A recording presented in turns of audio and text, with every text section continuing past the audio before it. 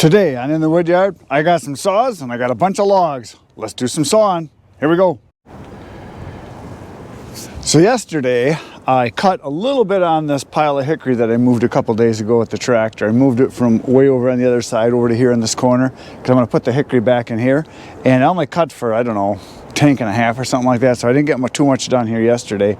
But today I have enough time, I think, that if I just get going on this, I can get this all cut up today, which will be really nice. Tomorrow I've got a guy coming to the wood yard. He's coming from Minnesota. You're going to see him. He's bringing a Echo 73, the 7310 I think it is. So we're going to play with that. That'll be kind of cool. And we're going to do some cutting on some of my other wood piles I have. But today I want to kill the hickory. It's a hickory killing day. I got the saws sharpened up. They're like razor sharp. You could shave with them, but you know, I'm not going to shave because I look pretty good like this. Here we go. We're going to do some cutting. So I brought over 3 saws and I'm going to fill up 2 of them because one is already full because I never ran it yesterday. So these 2 saws need to be filled up. And again, as always, I always try to put the oil in first, because I don't want to run out of bar oil before I run out of gas. I want to run out of gas before I run out of oil. So I always make sure that I put bar oil in first. And then I put the gas in second. So there, I got some oil in, even though it's more like molasses in January when it's 40 below. Because today it is not a warm day. It is only about 15, maybe 20 degrees, if that. The sun was out for a little while, but it clouded over and there were some flurries. It's supposed to be the last of the cold days, and it's supposed to gradually start warming up. And the reason I've got 3 saws is I look at this pile. It's out in front of the saws here, and it's a 3 saw pile from what I can tell. And it might take a little less, or it might take a little more, but it's going to be right around 3 saws. Yesterday I cut a tank and a half, and I cut about 1/3 of it. So my guess is that 3 saws should do it. And we're going to for sure go through 2 saws, maybe 3. So it's going to film up for those of you that haven't seen this kind of a gas can before. These are by far the best. You push the button and gas comes out. Works really nice. Very little overspill, and it flows nicely. You don't have to vent it or anything. It's got a built-in vent. It's you can tip it over and your gas doesn't spill out because it's got a spring on the inside of this here. And I gotta look here quick because everybody always wants to know what the brand is. Oh, it's called No Spill. It's on the bottom right here. It says No Spill Incorporated. They're made in Kansas, USA. Oh, Lenexa, Kansas. That's where they're made. Excellent cans. The only way to go. I've got like 4 or 5 of these now. Love them. They're the best. Okay, now, because yesterday when I was cutting, I used those 2 saws, but I never used my 576. I'm going to start with that saw first. So I'm going to start it up and start cutting.